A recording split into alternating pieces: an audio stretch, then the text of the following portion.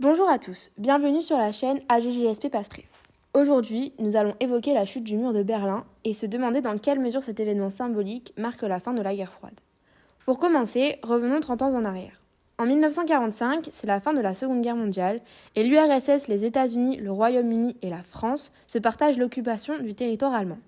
Ce partage du territoire nous mène alors à un conflit opposant les États-Unis et leurs alliés constitutifs du bloc de l'Ouest, et d'autre part l'Union des républiques socialistes soviétiques, l'URSS, formant le bloc de l'Est.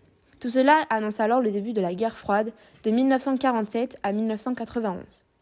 La guerre froide désigne la période de forte tension géopolitique durant la seconde moitié du XXe siècle, dans laquelle les acteurs ne s'opposent jamais directement.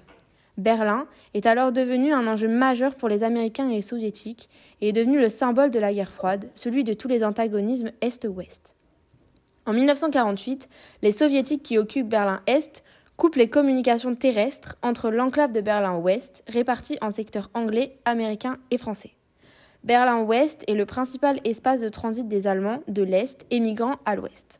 En 1958, déjà plus de 3 millions d'Allemands de l'Est ont fui pour l'Ouest. Cette hémorragie humaine prive l'Est de main-d'œuvre et montre alors à la face du monde la faible adhésion à la soviétisation de l'Allemagne de l'Est.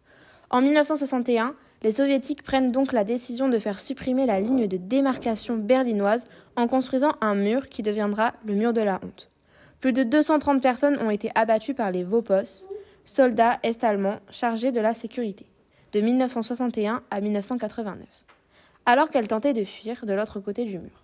L'année 1989 voit alors le démantèlement du bloc soviétique et la chute du mur de Berlin ouvre la voie à la réunification allemande. La destruction du mur se fait sous des manifestations populaires et ouvre la voie à l'effondrement du bloc communiste. En effet, la signature en mai 1990 d'un premier traité prévoit une union économique et monétaire entre les RFA, c'est la République fédérale de l'Allemagne à l'ouest, et la RDA, la République démocratique allemande à l'est.